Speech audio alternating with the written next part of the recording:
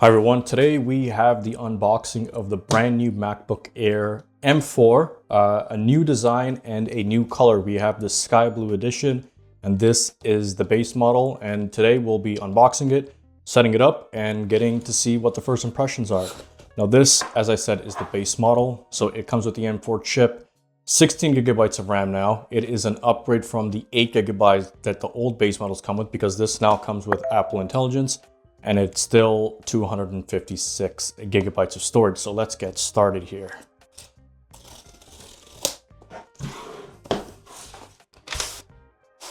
And here we have the MacBook. I'm just gonna put this to the side.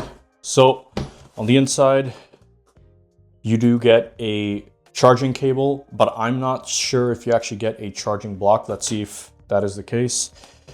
Yep, so it does come with a charging block still. Thank you, Apple.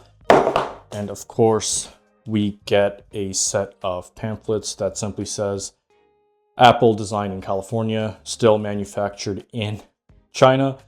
And you get a little pamphlet here. Now we have the MacBook.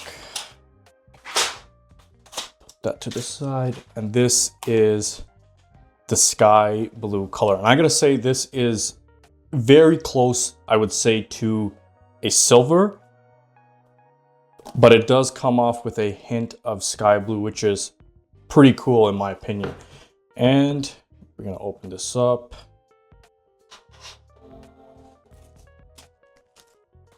And there you have it. So upon opening the lid for the first time, it's gonna automatically boot up.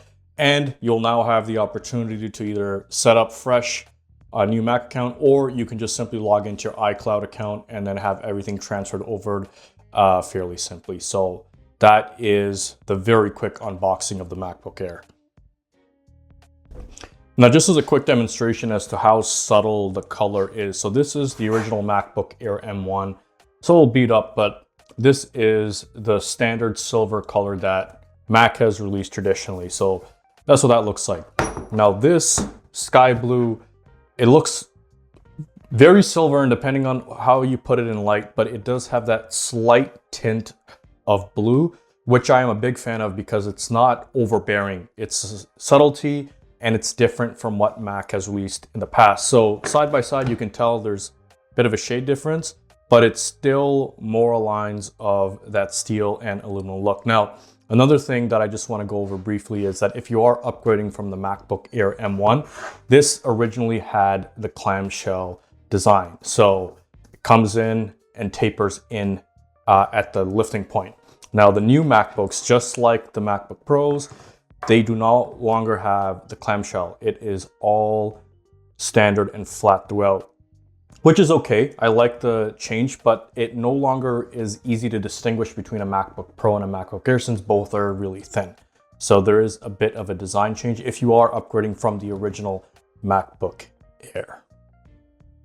So before we set this thing up, I just want to go over the external specs. So this now has a MagSafe connector. This is the older MacBook Airs also had this, so the design actually isn't that much change, but the good news is that it is separate from having to charge from a USB-C port, which you can still do, but I do prefer the safety of having the MagSafe. So you get two USB-C connectors in addition, flipping it over to the other side, and you still do get a 3.5 millimeter headphone jack, which is a big plus that I'm surprised that Apple has still decided to keep, even though a lot of their audio accessories have now gone Bluetooth, which is a good fix. Now, just at the front, you have a lip here to open up the MacBook Air when you're ready to use it. And on the bottom, as you can see, it is almost completely aluminum with no grates for the passive cooling, which is actually done right here. So this little area here, right above the lid, is where everything is dissipated. So this is where the heat actually comes out. There's actually nothing coming out of the bottom. So in a way, that is good news. So you're not going to get, a hot lap if you are using it on your lap per se. But because this is passive cooling, a lot of it is going to come through here. And of course, you get the 4 grommets, so it prevents the MacBook from sliding all over the place. Now, the top, you do have the standard Mac logo with the glass finish, which is nice. But other than that, it's a very simple design. completely unchanged from the MacBook Air M3. Now, in terms of the keyboard, you still get a fairly standard sized keyboard with the exception of having a smaller set of up-down arrow keys, just like so. And you do get a fingerprint scanner here to, bypass security and log in. And of course, you get the world-renowned Apple Trackpad, which is very, very nice to have. Now, this screen is a 2560 by 1600. This is a 13-inch screen from diagonal to diagonal, and it is only 60 hertz. So you do have to go to a MacBook Pro if you want to get that 120 hertz ProMotion display. This essentially means high refresh rate. This still comes with a standard LCD 60 hertz display, which obviously Apple is going to do because they don't want to cut into the sales of the MacBook Pros. Now with all that being said, we're going to set this up and we're going to see what our first impressions are. So I did touch that the MacBook Airs now come with 16 gigabytes of RAM, and that is to support Apple Intelligence. Now, unlike Windows where you have a dedicated icon for Copilot, it's like a ChatGPT prompt, the Apple Intelligence on the MacBook is more integrated with Siri. So I have it set up so when I say it, it's going to automatically pop up. So for example, hey Siri, what can I do with Apple Intelligence? And it'll give us a list like, for example, setting a reminder, pausing the song, sending a message, etc., etc. So as you can see, you can either disable the prompts by voice and you can go directly into just typing them in. But a lot of the Apple Intelligence is like simple day-to-day tasks. So of course you can run more complicated queries, but that would involve actually loading up like a online AI system and doing it.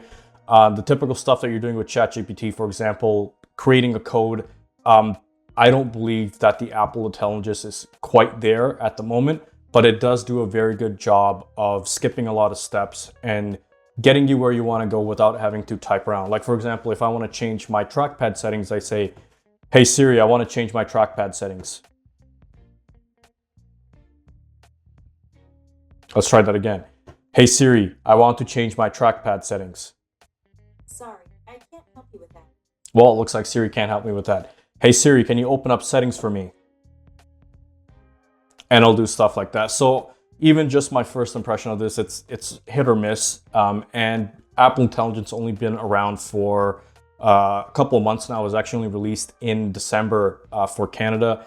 It's going to be a running system and eventually it will get better. But I'm probably not going to be using Apple Intelligence. I'm more inclined to see what the performance boost of the M4 is, especially for the gaming performance and my day-to-day tasks such as like video editing and photo editing. But other than that, I want to say that in general, this is the same MacBook Air experience that I've had with all the other MacBooks I've owned in the past. And that's one of the good things about owning an Apple product, that a lot of it is very familiar and you're not going to get thrown into the deep waters having to relearn a system. You essentially have the same sort of display and operating system across all Macs, and it is very good for those you are already in the Apple ecosystem. So other than that, a little disappointed in my first impressions of Apple Intelligence, but I knew that going into this video.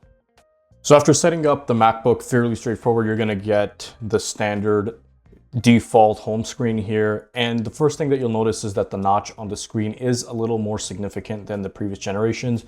But the one thing I did notice that's just pretty cool is that the tile bar at the top actually falls right below this notch. So essentially, which is a good and bad thing. The good thing is that it holds up the notch, but the bad thing is your effective screen size most of the time, it's not actually the full 13 inches. It's actually more like 12 3/4, which is still it's not a significant amount, but it is, if you are picky about screen size, you will have to notice the issue with the notch there. Now, everything else on the main screen, including the icons on the bottom, can be rearranged to your liking. A lot of the stuff I'm actually going to have to uninstall because at the end of the day, this is only a 256 gigabyte storage, and your effective storage is actually less than that because there's a portion of it that is dedicated just to the operating system. Now, of course, with any MacBook, whenever you set it up, my first recommendation is to always run the updates, because while you want to keep all the features up to date, you also want to keep all your security protocols up to date so you don't have any breaches.